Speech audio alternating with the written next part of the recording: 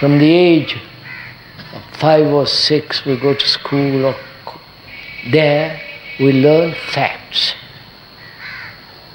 We learn a great deal of information and stored up in the brain as memory. Right? Right, sirs? A memory stored up. And with that memory, we act. To have a career,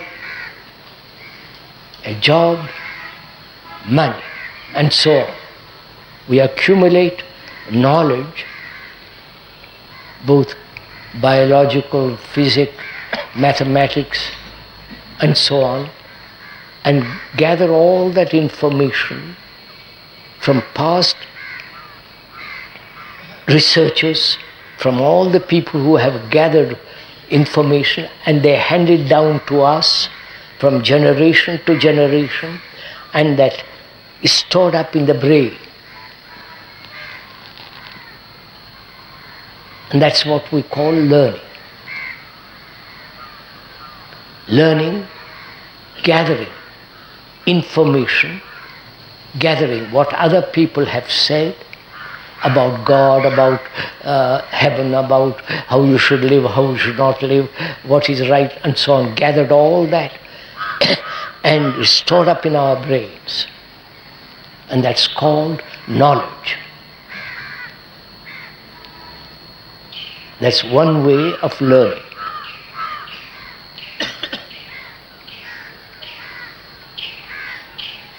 Right? There's also another way of learning, is to go out and act, and from that action learn, which becomes knowledge. So we are always acting from knowledge. And knowledge is always the past, that which has been. Right?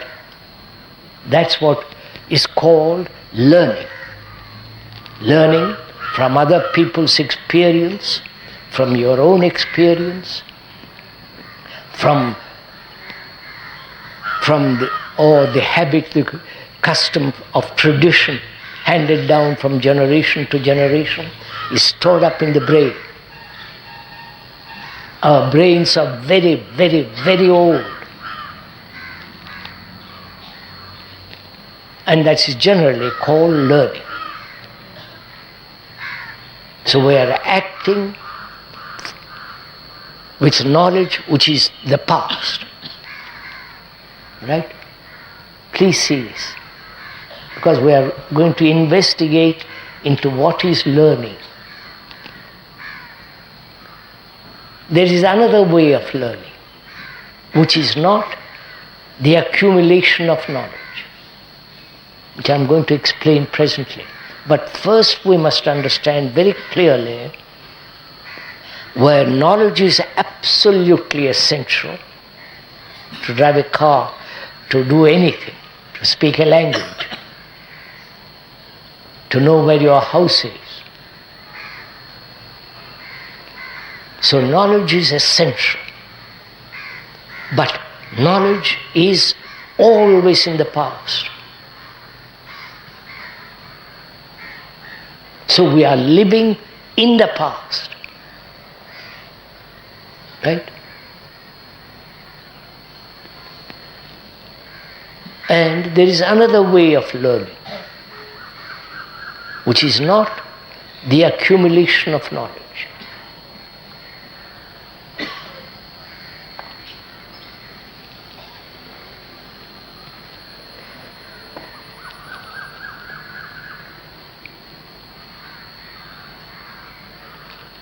Now will you kindly listen to what I have to say? Listen. Don't agree or disagree. Don't accept or deny. Just listen to, as you listen to that bird.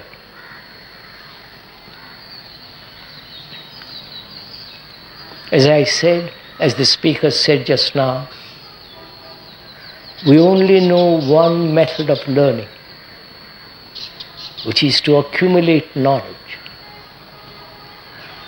And with that knowledge from that knowledge operate, function, to have a job, to have a house, and so on, so on, so on. That knowledge becomes dangerous in relationship. You understand? If knowledge, which is remembrance, becomes important in human relationship with each other, then that very knowledge divides people. We'll go into that. Just see it, listen to it. We are saying there is another way of learning.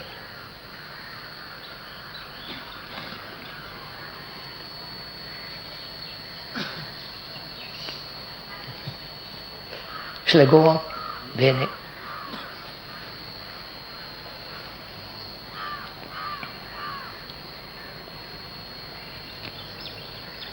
That implies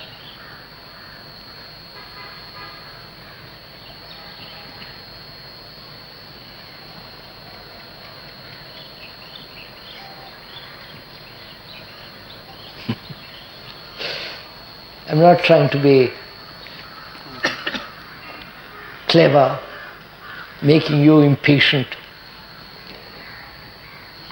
but I want to communicate it so that you really understand it. That you understand it not only with your brain, but also intellectually, and also with your heart. You understand? With your mind, with your brain, and the quality of the brain that listens, and the intellectual capacity to reason logically, sanely, and also to have this quality of affection, care, love.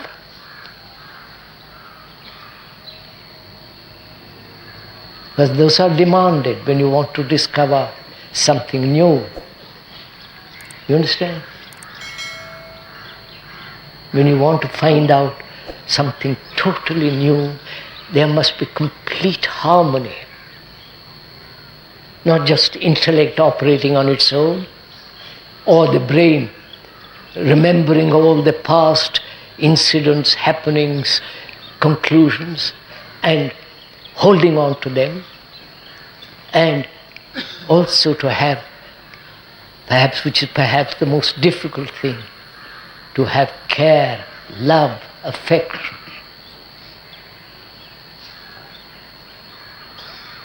So, we're going to find out together if there is a different way of living, which is learning and acting. Just see the difference between what I am going to say and what we generally do. We accumulate knowledge, and from that knowledge act. There is a time interval, please listen, there is a time interval between the idea and the action. Right? You are following all this? Monsieur? Huh? That is, there is the ideal, and you are trying to put that ideal into action. So there is a gap between the principle, the ideal, the belief, and the actuality. Right? Huh? Now we are saying the interval of time between the ideal and action is non-existent. It's going to be a little difficult. Please give your attention if you are interested in it. If you are not, carry on your own way.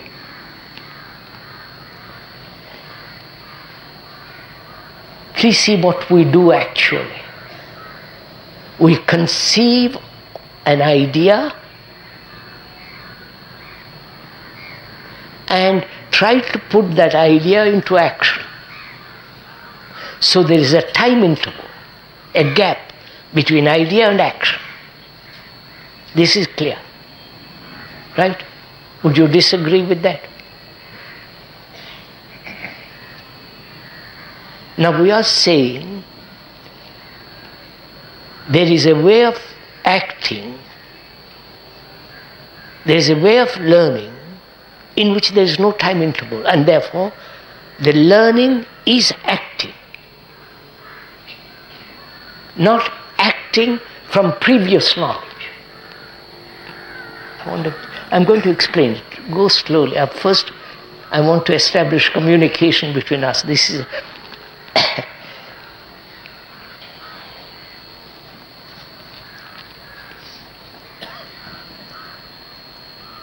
a first-class engineer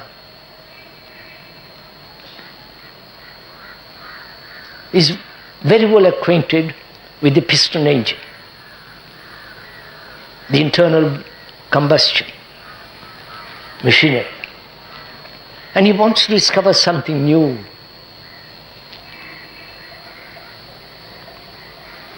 Naturally, the brain is full of what he has learned, full of the knowledge of the combustion engine, right?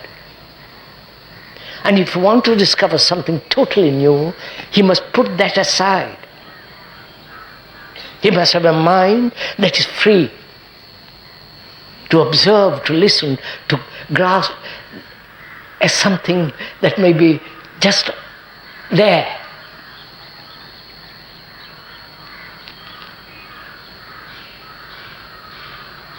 So the requirement for learning, which is not merely the accumulation of knowledge, is to have a mind that is not burdened with knowledge. And all our brains are burdened with knowledge.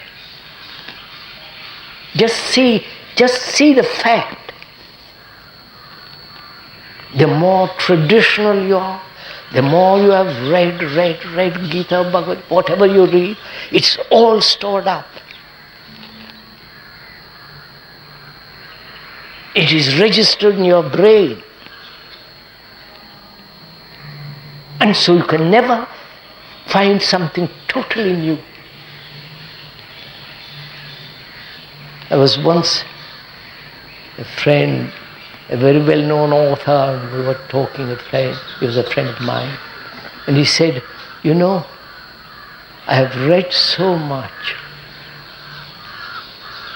I've read all the Eastern philosophy, the Chinese, of course, European. I know all about communism, Marx I've read, and so on. And I have no space for the new. You understand? A mind that is traditional, like most minds are, something handed down from generation to generation, a custom, a habit, a ritual, a puja, all that. How can such a mind find something new? You understand my question? Therefore, to find something, to find a way of learning which is not accumulation of knowledge, the other must be put aside completely. That means no tradition.